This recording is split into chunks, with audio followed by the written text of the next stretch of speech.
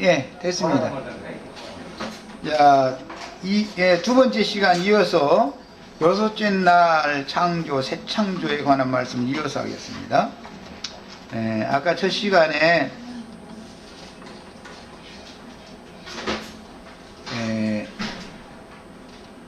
하나님의 종들을 매 세대마다 보내서 아벨로부터 시작해서 노아 때까지 세상을 정죄하고 하나님의 의를 전파했다. 신약에서는 해석을 그렇게 해놨는데, 하나님의 의를 전파했다라는 말은 믿음의 의를 이제 예시적으로 보여주시는 것으로서 범죄한 아담과 하와를 위하여 짐승을 잡아서 짐승의 피를 통해서 대속 제사를 드리게 하고 짐승 가죽으로 옷을 이제 새로 해서 입힌 것으로 이게 예시가 되어져서, 복음 전파라는 건 핵심이 뭐냐면 사람이 스스로의 노력으로는 하나님의 의, 하나님의 영광을 이룰 수 없지만 하나님께서 예정해 놓으신, 예비해 놓으신 대속제사라고 하는 방법을 통해서 하나님의 영광, 하나님의 얼굴 앞에 모든 죄인들도 또 나오는 새로운 길이 있다라는 것을 암시를 해 놓는다 이 말이에요. 그런데 그 새로운 길과 문을 어떤 사람들은 닫아놓는 어떤 역할을 하는 제사장 직분을 하고, 어떤 사람들은 그 문과 길과 문을 열어주는 제사장 직분을 하는 문제가 이제 가인과 아벨의 제사장 직분으로 이어지는 거예요. 이게 이제 암시죠. 그러면 가인이 제사를 냈을 때는 저주받은 땅에서 나온 좋은 것으로 하나님께 드렸다고 그랬으니까 자기 손으로 수고하여 농사를 해서 얻은 소산물 중에 좋은 걸 갖다 바쳤겠죠. 아버지의 직업이 땅에 농사하는 자였으니까 맏아들이 이제 그 땅에 농사하는 직업을 승계받았다는 것이거든요. 농사를 하려면 땅이 당연히 개간되어져야 되고 물이 필요하다 이거예요.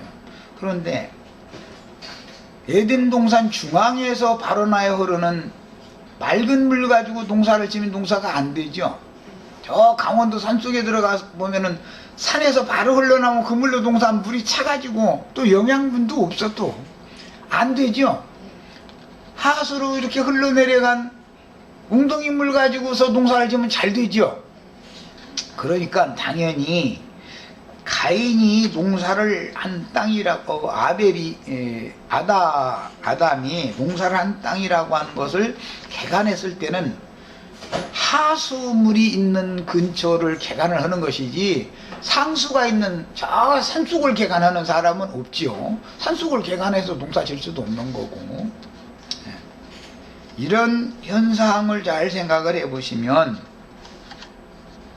가인이 땅에서 농사하는 아버지의 삶을 승계받아 가지고 땅에서 농사한 것 중에서 가장 좋은 것으로 하나님께 드렸더니, 하나님은 가인의 것은 받지 않고 아벨은 양의 첫 새끼와 그 기름으로 드렸더니 그걸 받았다는 거예요. 형이 아버지의 상속자가 되어져 가지고 저주받은 아버지의 상속자는 이제 형이 됐죠. 그러니까 육적 장자권은 형이 가졌기 때문에 땅에서는 아벨인 동생은 기업이 없기 때문에 할 수 없이 짐승이나 쳐서 먹고 살 수밖에 없더라는 거예요.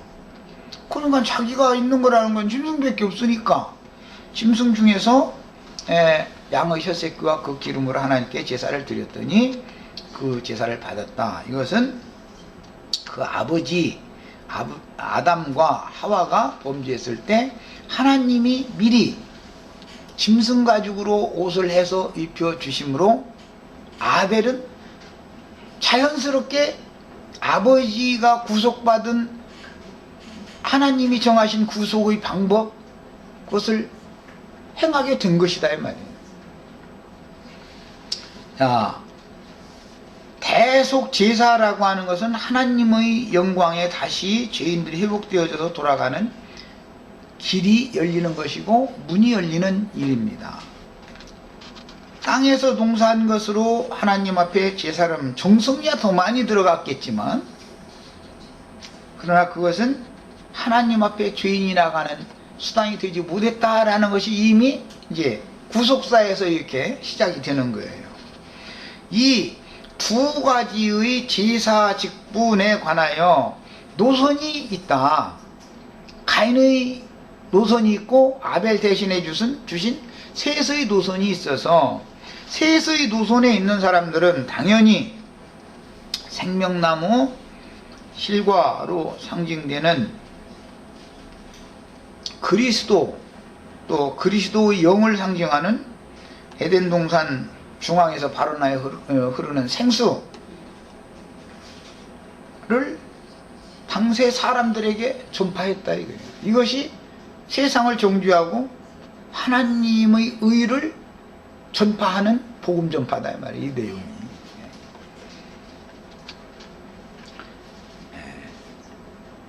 그래서 사람의 노력으로 땅에서 수고한 어떤 산물을 가지고 하나님께 드려서 하나님의 의에 이르려는 가인의 후손들이 뱀의 거짓말을 섞어서 세상 사람들에게 전파하여 사람들이 모아지면 그들을 취해서 사실은 자기를 바라보고 자기를 쫓게 하였는데, 이것이 타락한 죄인이 하나님의 의에 이르는 길을 막는 마귀의 일로서 창세기 이제 2장 이후에 가면 금령의 실과 나무 열매를 먹게 하는 것으로 상징이 됐다. 금령의 나무 실과라고 하는 것은 사실은 알고 보면은 사람이 스스로 노력해서 높고 거룩하고 이루신 하나님 앞에 나아가라고 가르치는 것이죠. 이제 뒤에는 모세의 율법으로 이것이 확정이 되어져서 나오는 거예요. 이것은 모두 영혼들을 죽이는 직분을 행하는 것이다. 생명이신 하나님과 연합되게 만들려면 생명나무 실과를 먹고 생수를 마시게 해줘야 된다. 이건 상징이고, 실제로는 하나님이 정한 대속제사의 방법을 가르쳐주는 걸 말하는 것이다. 대속제사를 통해서 하나님 앞에 나가려면 대속제물로 대속제사장이 되신 그리스도가 누군가를 알아야 된다 말이야. 그걸 가르쳐주는 거예요. 그래서 마귀의 일이라고 하는 것은 세상 사람들이 생각하는 것처럼 무슨 악하고 막 그냥 흉측하고 이제 그런 것만이 마귀의 일이 아니고, 그건 세상 사람들에게 행하는 마귀의 일이고, 공중나는 이제 새들로 상징되어진 신령한 것을 추구하는 사람들에게 마귀가 역사하는 것은 그런 방식으로 하지 않는다. 너무 혼적이고, 너무 혼적으로 볼 때 너무 선하고 옳고 좋은 일을 가지고 접근을 해서 영혼들을 다 죽인다. 가인이라는 사람은 죽이는 직분을 행하는 사람이고, 아벨이라는 사람은 살리는 직분을 행하는 사람인데, 살리는 직분은 의의 직분이라고 그랬고, 신약에서 해석하기를 죽이는 직분은 정죄의 직분이다 이렇게 확정을 했어요. 그러니까 결국은 알고 보면 가인이라고 하는 사람이 나쁜 걸 가르친 것이 아니라 사람들을 신들 중 하나가 되어져서 판단하고 정죄하는 것을 행했다 그 말이죠.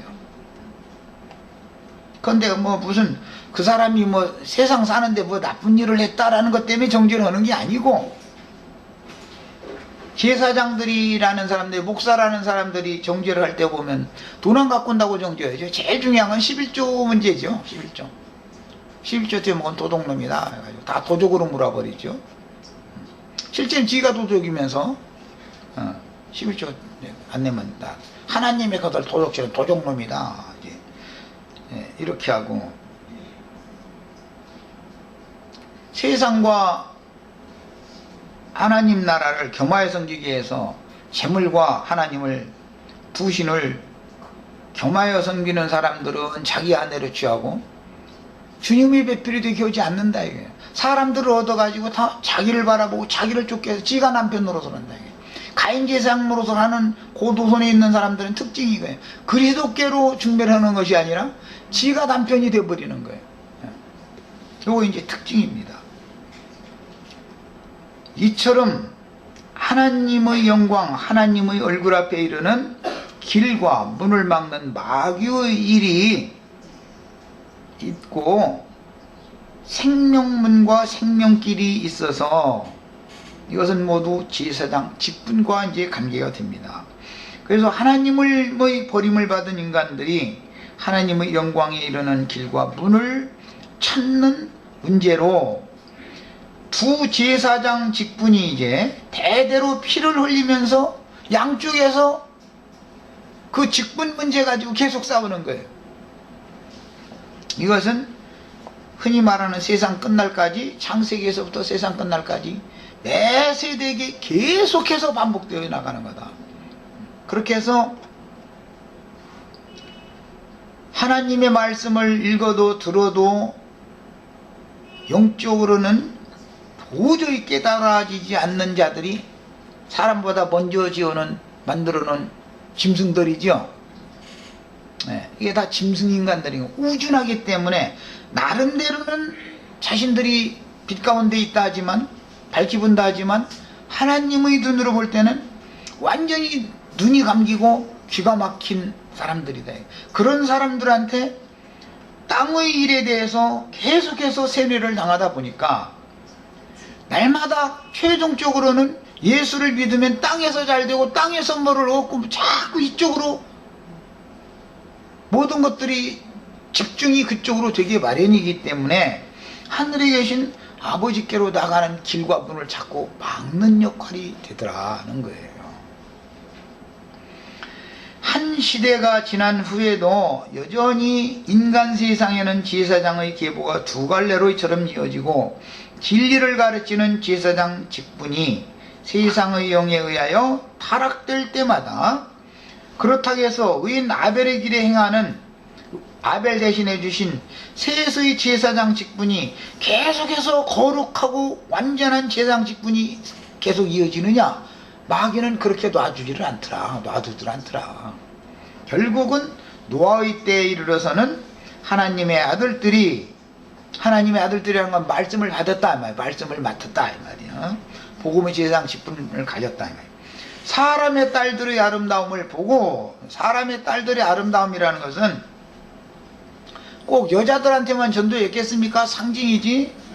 네, 물론 여자들은 남자들보다는 얼굴이 이쁘죠. 우리 김자매님 나보다 훨씬 이쁘잖아. 그래도 나는 그걸 이제 안 믿어. 진리를 알으니까. 얼굴 부드럽고 예쁜 것이 그게 사람 죽이는 일인 것을 이제 알으니까. 지적해서 해놓고 나서 이렇게 좀 그러네. 네. 이걸 속으면 안 된다 이거죠. 영적으로 보자면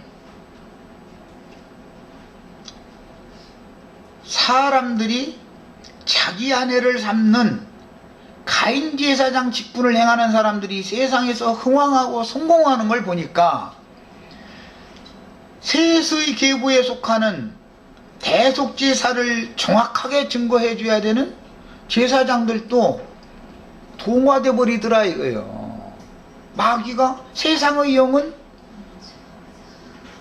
진리를 가르치는 제사장들까지도 얼마든지 먹어버리고 타락시킬 수 있다 이 말이에요. 이제 그러다 보니까 사람의 딸들의 아름다움을 보고 다 자기의 아내를 삼아버리더라 하는 거예요. 제사장이라는 것은 중매하는 직분을 행해야 되는 것인데 주객의 전도가 딱 돼버리는 거예요. 가인길에 행하는 제사장들이 하는 것을 보니까 너무 그게 잘 되거든. 거기 단체도 좋고 조직도 좋고 거기는 한 번 모였다면 수백 명, 수천 명이고 수만 명, 수십만 명 이렇게 모이는데 뭐 우리는 많이 와봐야 뭐 이제 저 주중에는 많이 와봐야 20명이고 뭐 일요일날 해봐야 50명 모이면 또 한 줄짜리 붙지만 그렇고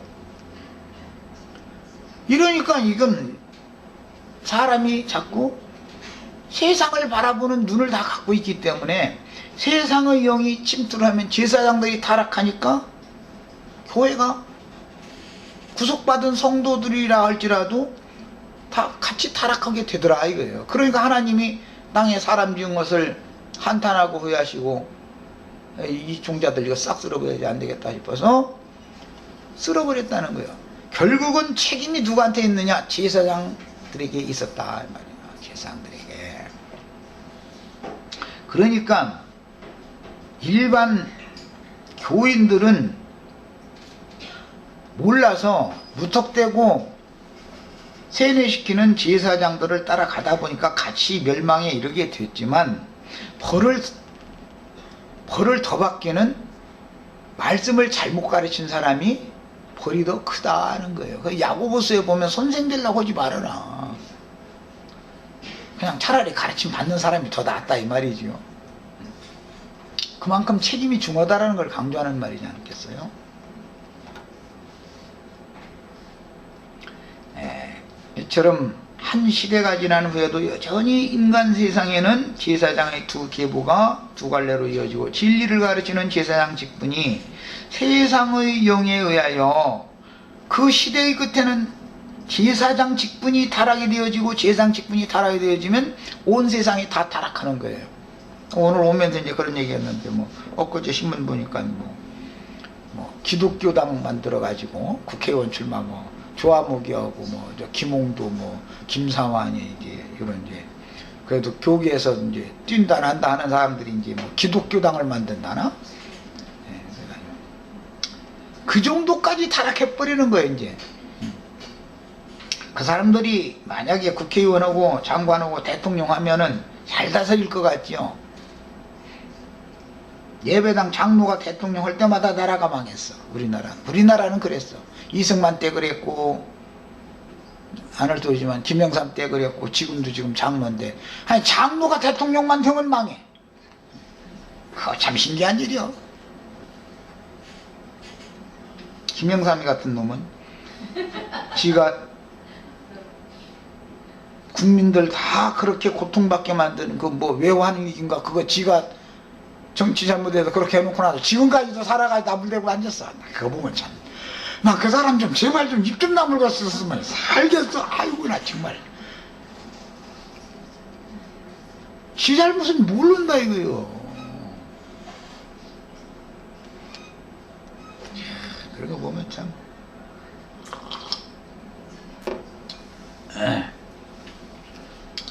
제사 직분이 타락하면 심판이 오고 심판이 지나가면 제사장 직분을 회복하는 거예요. 제일 중요한 거 이게 복음 전파를 잘하게 만드는 사람을 세운다 이거예요. 새로 이것이 반복되는 거예요. 아까 내가 아담으로부터 시작해서 노아의 때까지 한 시대의 경점을 이렇게 딱 자른 것은 노아의 때 심판이 왔죠. 그 다음에 노아로부터 시작해서 아브람까지 한 단락을 또 자른 것은 바벨에 하나님이 버림을 받은 그게 셋의 후예들이었잖아요.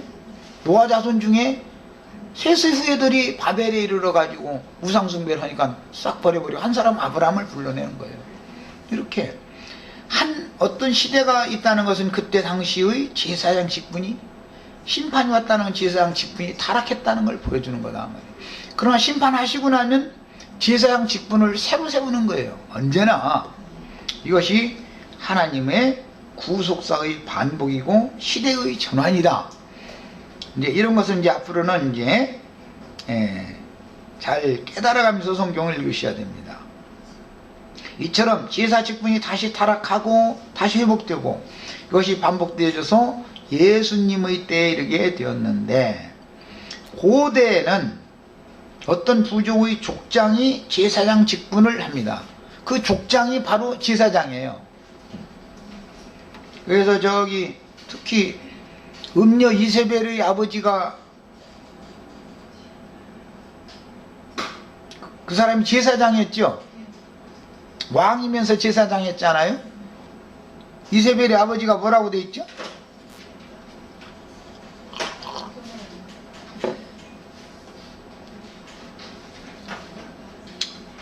사람이 두로 왕이었고 제사장이었잖아요. 이세벨의 애비가. 그 딸이에요. 이세벨이라는 여자는. 이렇게 고대에는 어떤 족장, 어떤 왕은 제사장을 겸해서 했다. 그 자기 민족을 책임진 왕일 뿐 아니라 제사장 직분을 했다 이거예요. 했고, 고대에 이제 나라의 형태를 갖추면 반드시 부족도, 강건한 부족은 신관이라는 직분을 둡니다. 신관. 예. 그래가지고 신관이라는 사람은 주로는 이제 별점 치는 사람인데, 하나님 앞에서 예언자의 직분을 이제 행하는 거예요. 신관이라는 그 직분을 행하는 사람이. 이런 제도 때문에 왕 직분, 제사장 직분, 선지자, 예언자 직분이 이스라엘 나라에 오게 된 거예요. 있게 된 거예요. 이게 고대인들의 생활 관습이었습니다. 뭐 신관은 이제 그 하늘의 일기, 주로 천기 이런 걸 보고 나서 흉년이 들 것 같다 라든지 왕에게 미리 대비를 하라 이런 걸 일러주고, 또 아니면 민심이 흉흉해져서 왕이 반역을 당할 우려가 있다 이런 것은 귀뜸을 해주는 사람이 신관이죠. 옆에서. 그러니까 백성들도 그 신관을, 높은 직위에 있는 사람들도 신관을 함부로 할 수 없죠. 왕을 좌지우지할 수 있는 사람이니까. 말씀이신 조물주께서 죄 있는 육신의 모양으로 세상에 오셔서 완성적인 구속을 이룰 것이 예언자들을 통해서 암시적으로 계속 반복해서 예언이 되는 거예요. 선지자들의 예언은 다 모두 구약시대에는 초림하실 예수님에게 맞춰져 있는 거죠. 모든 예언의 표적이. 신약시대의 예언들의 표적이라는 건 다시 오실 예수에 대해서 모든 표적이 맞춰져 있는 거예요.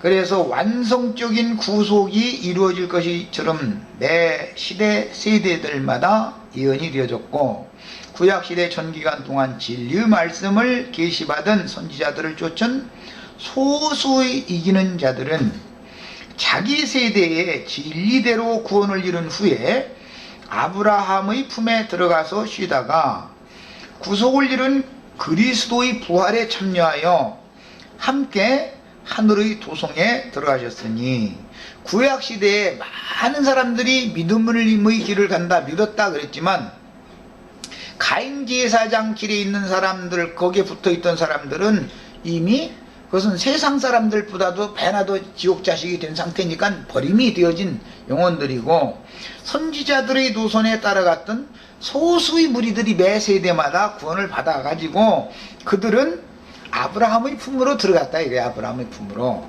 사후에는 아브라함의 품에서 쉬다가, 위로를 받고 쉬다가 예수님이 부활하실 때 함께 부활됐다 이 말이야.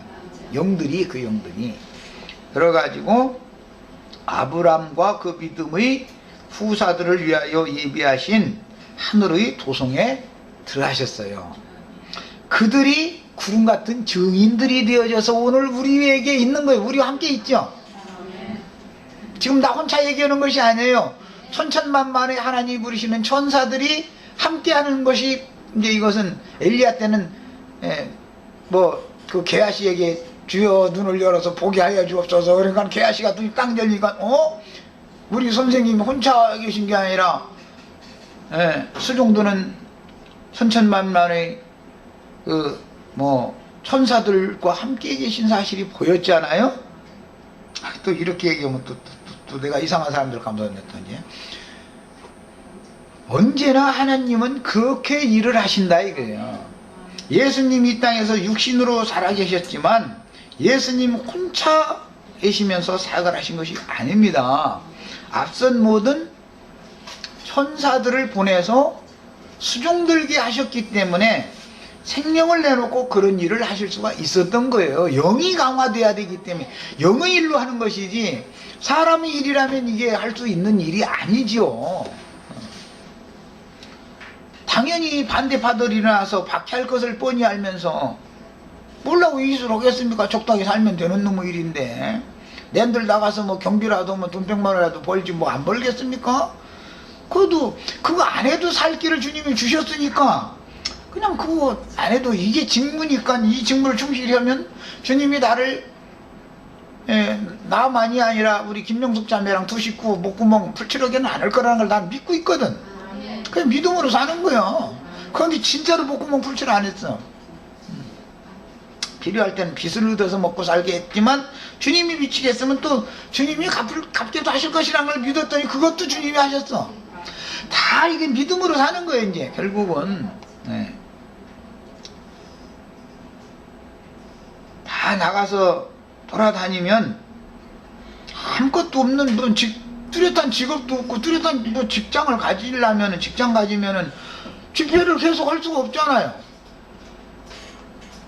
그러니까 참 세상 말로 말하면 월급 받는 직장은 갓도 묻어고 말이야. 이것도 해보고 저것도 해보고 할 수 없이 나 잠깐 이러고 저녁 때 얼른 돌아야 되니까. 그런데도 다 먹고 살게 해주시더라고. 나가서 돌아봐 다니다 보면 뭐 한 가지라도 주워 가지고 와서 쌀 팔을 거 해서 다 연탄 살 거 해가지고 오게 하시더라고. 그렇다 해가 내가 무슨 솔직히 말해서 다른 세상 사람들처럼 나쁜 짓 했냐 절대 안 했어요. 난 그렇게 하니까는 돈 벌기가 어렵지만 푼돈 조금 모아가지고 오지만 그래도 다 살아. 다 살게 돼 있어.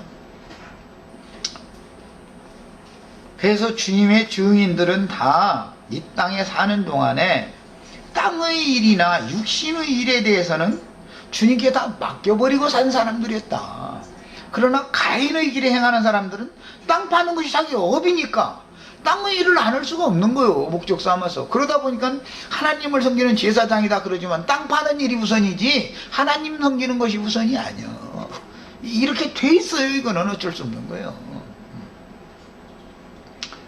자, 그 다음에 주님께서 자기 종들을 세상에 두시고 부리시려면 그도 육신을 입고 살고 있는데 뭐가 필요하고 뭐가 필요한 거를 왜 하나님이 그걸 모르겠어요. 믿음을 넣어주셔야 되는 거죠. 하나님, 내가 섬기는 나의 주님이 분명히 나의 생활에 대해서는 책임질 것이다 라는 걸 믿어야 주님의 일에 전심할 수 있는 거 아니겠어요? 그런데 이거에 이런 믿음이 없는 사람들은 자연히 사람을 얻으면 저 사람이 직업은 무엇인가, 돈은 1년에 얼마나 버나, 자동차는 뭐 타고 다니나, 요것만 자연히 눈이 가도 그쪽으로 가도. 난 누가 무슨 차 타고 다니는 정말 난 모르고 관심도 없어. 무슨 차 타고 다니는 거고 형편대로 사는 거지. 그걸 뭘 관심 가져. 그런데 가인의 길에 행하는 자들은 발람과 니골라당을 겸하여 안을 수가 없기 때문에 자연히 그게 더러운 삭슬 위하여 성도들을 더러운 삭슬 위하여 이익의 재료로 삼아버린다 이거예요. 이것이 노아의 때에는 아벨 대신해 주신 셋의 노선에 있는 선지자들이었지만 하나님의 아들들이라도 사람의 딸들의 아름다움을 보고 그랬지만 주머니에 지갑이 두꺼운 지갑을 들어서 주머니가 볼록 나온 거 그것만 보였다 그 말이에요. 사실은 육신적으로 뭐 김태순 자매님이 이쁘다 해가지고 내가 집 따라가면서 오늘 뭐 내가 밥 사줄게 저녁 때 만나자 그랬다가는 홍영기한테다 맞아 죽으려고 그렇게 할 일은 없잖아. 그렇게 해도 들을 사람도 아니고. 이게 전혀 성경이 말하는 사람의 딸들이 아름다움이라는 것은 세상 부귀 영화 권세 이런 걸로 치장되어 있는 사람이다 라는 것을 말하는 것이지 육신적인 얼굴이 이쁘다는 걸 말하는 것이 아닙니다. 세상과 세상에 있는 것들을 많이 가지고 그걸로 치장하고 있는 사람이 가인의 일에 행하는 제사장들이 눈에 볼 때 사람의 딸들의 아름다움이야. 그럼 그 사람들은 어떻게든지 해서 만약에 어떤 헌금도 잘 낼 수 없는 형편에 있는 참 국가의 도움이나 받아야 되는 그런 처지에 있는 어떤 할아버지나 할머니 있다고 하면은 신방 그렇게 안 가. 신방 가야 뭐 가도 만나기도 어려울 뿐이라 가서 뭐 할 얘기가 있어야지 뭐 안 가. 가야 나올 것도 없고. 그런데 그래도 집이라도 좀 그래도 저 에어컨이라도 좀 틀어줄만 하고 이제 이런 집인데 만약에 엊그제까지 잘 나오더니 뭔가 때문에 요즘에 안 나온다 이랬다가는 다른 예배당 갈까 봐서 아주 쥐구멍에 쥐드나들 듯해. 아주 완전히 다른 예배당에 절대 못 가게 만들어버려. 수단 방법을 가리지 않고. 그게 다 죽이는 직분을 행하는 자들이다 하는 거예요. 그게 다 짐승들이다 얘기예요. 그게 다 짐승들. 여섯째 날 짐승 창조하고 사람 창조한 얘기할 때 무슨 토끼 창조하고 뭐 토끼 만들어 놓고 뭐 고양이 만들어 놨다 이렇게 해석하고 우리 같은 육신을 입은 이 타락한 인간 만들어 놨다 이렇게 해석하면 이건 절대 안 맞는 말인 거예요. 하나님의 형상과 모양으로 만들 목적으로 하나님의 형상으로 창조되신 분은 예수님을 말하는 거예요. 그래서 성령으로 잉태되어졌다 그러는 거예요. 네. 인간은 타락한 짐승씨를 어머니가 받아가지고 율법에 그래서 짐승과 사람이 연합하지 말라는 거잖아요. 사람이 짐승을 연합하면 짐승 새끼 날 수밖에 더 있겠어요? 그 짐승 퍼뜨리지 말라 그 말을 하는 거예요. 사실은 그냥 레이기나 신명기 읽다 보면 막 사람이 막 짐승하고 막 이렇게 뭐 했다 막 이러고 앉았고 이러고 앉았으면은 아니 사람이 고양이하고 어떻게 했단 말이요? 닭하고 어떻게 했단 말이요? 뭘 어떻게 했단 말이요? 뭐 양이나 소하고 어떻게 했단 말이요? 도대체 이건 말도 같지 않은 놈들이잖아요. 그런데도 해석을 그냥 하는데 그냥 넘어가 버리는 거예요. 창세기 여섯째 날 창조해서 앞에 땅에 짐승을 창조한 건 계시록까지 쭉 짐승 얘기를 이제 훑어서 찾아가서 보면 다 거짓 선지자들을 의미하는 말했다는 답이 탁 나옵니다. 이게 창세기 1장에서는 답이 안 나오지만 암시일 뿐이지만 그레데인들은 더러운 이익의 재료로 삼는 사람들이고 일은 하지 않고 일만 만드는 자들이고 다 그게 짐승들이다 이렇게 돼 있고 디도서에 보면 베드로서에 보면 거짓 선지자들을 얘기할 때 이성 없는 짐승같이 본래 잡혀 죽기 위하여 난 이성 없는 짐승들이다. 계시록에 가면 결론적으로 바다에서 올라온 짐승 앞에 절하게 만드는 땅에서 올라온 짐승이 있는데 그 땅에서 올라온 짐승은 무저갱이 열려가지고 무저갱에서 올라온다 이랬단 말이에요. 하늘에서 내려온 하나님의 사람과 무저갱에서 올라온 짐승 이야기가 성경 이야기다 이 말이에요. 결론적으로는 이것을 참 이런 얘기하면 신부님들이나 목사님들이 이제 돌 가지고 달라들겠지만 자기가 짐승인 줄을 알아야 된다 이거예요. 성경을 읽으면 지혜와 계시의 신을 위로부터 부어주신 하나님의 신을 받으면 이게 답이 딱 눈에 딱 들어오게 돼 있어. 성경이 쫙 흘러가면서 계시록까지 지금 말하고자 하는 의도가 뭔가를 알게 돼 있어요. 우리는 그래서 짐승의 짝이 되지 말고 예수님의 짝이 되셔야 되는 거예요. 이 얘기를 하는 거예요. 그래서 하나님의 형상으로 사람을 창조하시고 당신 자신의 모양으로 만들었는데 성령으로 잉태되어지고 많은 고난으로 말미암아 온전케 되어진 것은 만들어진 거예요. 만들어져 가지고 그 영이 우리들에게 부어져서 우리도 하나님의 사람들이 되는 가장 온전하고 완전한 하나님의 형상과 모양으로 또 만들어져서 이들에게 함께 주와 그 그리스도의 나라를 상속해 주고자 하는 이야기가 오늘 여섯째 창조에 대한 여섯째 날 창조의 결론이다. 말씀이신 조물주께서 죄 있는 육신의 모양으로 세상에 오셔서 이것은 성령으로 잉태됐다 그랬죠. 말씀이 육신이 됐다 표현을 이렇게 했어요. 완성적인 구속을 이룰 것이 예언되었고 구약시대 전기간 동안 진리의 말씀을 계시받은 선지자들을 쫓은 소수의 이기는 자들은 자기 세대의 진리대로 구원을 이룬 후에 무슨 세상에서 좋은 사람 되고 뭐 세상에선 저 사람 법 없이 살아도 되고 이런 사람 되는 걸 말하는 거예요. 진리대로, 진리 말씀으로 만들어져야 되는 거예요. 말씀으로 창조되죠. 말씀으로 만들어지는 거예요. 진리대로 구원을 이룬 후에 아브라함의 품에 들어가서 구약시대에는 그 영혼들이 쉬다가 구속을 이룬 그리스도의 부활에 함께 참여하여 하늘의 도성에 들어가셨으니 이들이 구름과 같이 허다한 증인들이요 매 시대마다 위로부터 난 자들의 소수의 모임에는 구름과 같이 허다한 증인들이 우리와 함께 있다 그랬어요. 이것이 꼭 믿어지시고 깨달아져야 되는 문제예요. 이것은 이제 믿음의 문제죠. 신약시대에는 대속제사를 완성하신 주님께서 그 영을 보내시니 그 영을 받은 지자들을 통해서 전파되는 복음을 믿은 성도들은 이미 구약시대에는 앞으로 이루어질 사실, 예수님이 구속을 이루고 부활 승천할 때 함께 참여할 것을 소망 삼아서 믿었죠. 그러나 신약시대에는 이미 이루어 놓은 사실에 근거해서 우리는 믿는다 이거예요. 그러니까 믿을 때 우리도 함께 그리스도 함께 하늘에 올라가 앉혀 있게 되는 거예요. 신약시대 성도들은. 그래서 이미 이루어진 사실을 믿음으로 심판받은 육성은 예수님이 그 육체로 죽임당할 때 우리의 몸이 죽는 게 아니라 우리는 육에 있는 혈과 육의 성질이 죽는 거죠. 세상 말로 말하면 성질 죽여 그랬었는데 혈기 죽여, 성질 좀 제발 좀 죽여. 남편 보고 당신하고 나하고 지금 날마다 싸우는 게 뭐야, 당신 제발 성질 좀 죽여 그러는데 그 성질이 죽는 거다 이거예요. 성질이 옛사람 육성이라고 그래요. 이것이 믿음으로 나는 죽었다 이렇게 믿어야 된다. 첫 번째는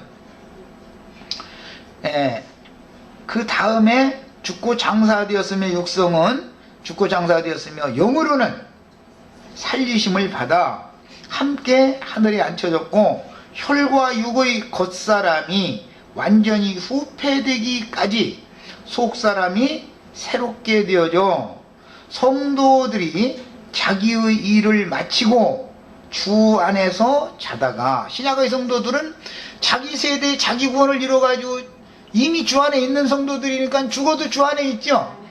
주 안에서 자지요. 예수 안에서 자다가 마지막 추수의 때 마지막 나팔 소리를 증거하는 종들이 세상에 그걸 증거를 하면 그 영들이 먼저 일어나서 그 말씀과 함께 영들이 함께 말씀을 믿는 사람들에게 온다 이거예요. 와서 우리들도 당신들이 지금 현재 당하는 고난과 똑같은 고난도 다 당했고 위로부터 거듭나는 과정도 우리도 다 거쳤고 다 이런 과정을 거쳐서 우리가 지금 온전케 된 의인의 영들로서 주님을 모시고 수종드는 완전한 영들이 되었다라는 것을 증거한단 말이야. 이것이 주님의 재림이라는 거예요. 주님은 내가 이제 빛으로 온다, 뭐 나팔소리로 온다, 뭐 여러 가지 성경 표현들을 했지만 주님은 오실 때 반드시 혼자 오시는 게 아니라 그분이 수많은 천사들과 성도들과 함께 온다고 되어 있는 것이지 기독교계가 지금 바라고 있는 것처럼 예수님이 어떻게 어디서 뭐 허공에서 뿅 오고 어떻게 혼자 오는 것이 절대 아니다 말이에요. 온전케 된 의인들을 구름 수레로 타고 운행하시는 거예요. 자, 그 다음에 주님의 구속을 믿은 성도들로 세운 교회는 매 세대마다 세상에 있어 왔고 구약시대 모세의 때에도 이미 광야교회라는 것이 교회가 있어 왔죠. 아담 시대에도 구속받은 성도들은 아담교회가 분명히 있었겠죠. 아담시대에 교회가 있었다라고 표현이 안 됐을 뿐이지 교회가 어디서 하루아침에 딱 나타나는 게 아니죠. 에덴 동산이라는 것이 아담과 하나님이 거할 초소잖아요. 상징이죠. 교회에 대한 표상이죠. 창세기에는 동산을 창설하셨다 그랬지만 신약에서는 주님이 이 반석 위에 내 교회를 세우겠다 이게 실현이죠. 이런 얘기단 말이에요. 그래서 어린아이나 청년 수준에 이른 것을 만족하는 신자들이 대부분이며 거듭났을지라도 말이야 아비의 수준에 이른 완전케 되어진 자들이 소수만 있기 때문에 신앙세계에서 가라지 무리는 말할 것도 없지만 이제 가인 제사장 무리는 뭐 말할 것도 없어요. 말할 것도 없지만 아벨 대신에 주신 셋 계보의 제사장 계보도 완전한 데까지 인도를 해주는 어떤 제사장 직분이 있게 마련이고, 광야 제사장의 직분이라는 것은 수준이 다 다른 것이다 이거예요. 어디까지만 가르치고 어디까지만 가르치고 이렇게 하는 것이다. 이것은 마치 세상에서 유치원 거쳐서 초등학교 거쳐서 중등학교 거쳐서 고등학교 거쳐서 대학교 거쳐서 박사과정까지 하는 이런 단계가 있는 것과 마찬가지다. 이것은 다 뭐냐? 하나님과 그의 아들 예수 그리스도가 누군가를 가르침을 받아서 아는 것이 영생이기 때문에 완전하게 영생을 취한 사람이 있고 영생을 취했지만 불분명하게 부분적으로만 취한 사람이 있고, 이것이 단계가 다 다르게 마련이다 라는 거예요. 모든 믿는 이들의 신앙 수준이 똑같은 게 절대로 아니죠. 그 다음에 문제는 이 생에서 각자가 이룬 구원의 수준을 그대로 가지고 그리스도의 심판대에 서서 이 육신의 장막을 다 벗고 나서는 상이나 혹은 벌을 받는다 하는 거예요. 이것은 사람의 경우를 말하는 거예요. 하나님 형상과 모양으로 창조되어지고 만들어진 사람의 경우를 말하는 거예요. 그러나 짐승의 경우는 본능을 따라서 그에게 허락하신 수한을 한 세상을 살고 죽으면 그뿐이다 이거예요. 책임이 없어요. 짐승은. 짐승에게 이 땅에서 사는 동안에 육식성 짐승은 약한 걸 잡아먹고 살도록 하나님이 창조를 그렇게 해놓고 나서 너 왜 약한 것만 잡아먹고 살았어? 너 피 먹었지? 그러고서 너 피 먹은 거 감내놔하고서 그리스도의 재판대에 서서 심판하는 일이 없다 이거예요. 짐승은 본능대로 사는 거예요. 짐승은 잡혀죽기 위하여 난 이성 없는 짐승이니까 그냥 본능을 따라 한 세상을 살다 가면 그뿐이요. 책임이 없어요. 인간은 하나님의 형상인 영이 사람 속에 있기 때문에 존귀하게 지어졌기 때문에, 창조되기를 그렇게 창조되었기 때문에 존귀한 사람이니까 존귀한 사람으로서의 가치를 표현하면서 사는 여부를 따라서 반드시 최종 책임을 추궁을 당하는 것이 사람이다. 짐승과 사람이 다른 점이다 이 말이에요. 짐승은 이성이 없이 명철함이 없이 우준함으로 그냥 지어놨으니까 본능대로 그냥 살다 죽으면 그뿐이지만, 사람은 이 생이 모든 것이 끝이 아니다. 더 영원한 세계가 있다 이 말이에요. 사람에게는. 이것이 짐승과 사람의 차이예요. 그러니까 여섯째 날 짐승을 먼저 창조하시고 최후로 사람 창조하신 이야기가, 짐승은 만드셨지 창조한 게 아니라 사람은 창조하시고 그 다음에 만드시는 거고, 이 차이가 뭔지를 잘 성경이 말하는 의도를 깨달으셔야 됩니다. 자, 이제 1장 24절로 25절 본문으로 들어갑니다. 하나님이 가라사대 땅은 생물을 그 종류대로 내되, 이건 땅에서 나오는 생물이에요. 육축과, 육축이라고 하는 것은 6가지 짐승이라고는 말인데 이것은 집짐승을 말하는 거예요. 그 다음에 기는 것과, 기는 것은 발이 여러 개 달리면 다 기어다닐 수밖에 없죠. 발이 2개 달리면 걸어다니거나 뛰어다니지 기어다니지가 않죠. 발이 4개 달려있고 4개 이상 달려있으면 길 수밖에 없죠. 그러니까 기면은, 기는 짐승이나 미물이라는 건 땅만 봐요? 하늘을 봐요? 땅만 봐요. 당연히 땅만 보게 되죠. 기어다니니까, 엎드려서 다니니까. 그러나 2 손과 2 발로 쥐어서 걸어 다니거나 뛸 수 있는 사람은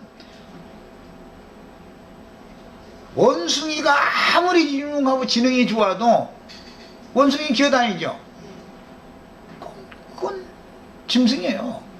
사람만 직립으로 서서 하늘을 볼 수 있다. 고개만 들면 하늘을 바라보게 돼 있어. 문제는 사람이 고개를 잡고 숙이는데 문제가 온다 이제. 땅바닥 혹시 100원짜리 하나 동전이나 떨어졌나 싶어가지고, 이것이 문제인 거죠. 자, 시간이 돼서 우선은 여기까지 하고 짐승과 사람에 관한 말씀은 다음 시간에 이제 더 이어서 나가는 말씀하겠습니다.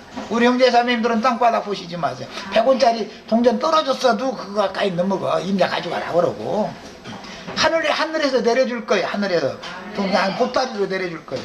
꼭 믿으셔. 아멘.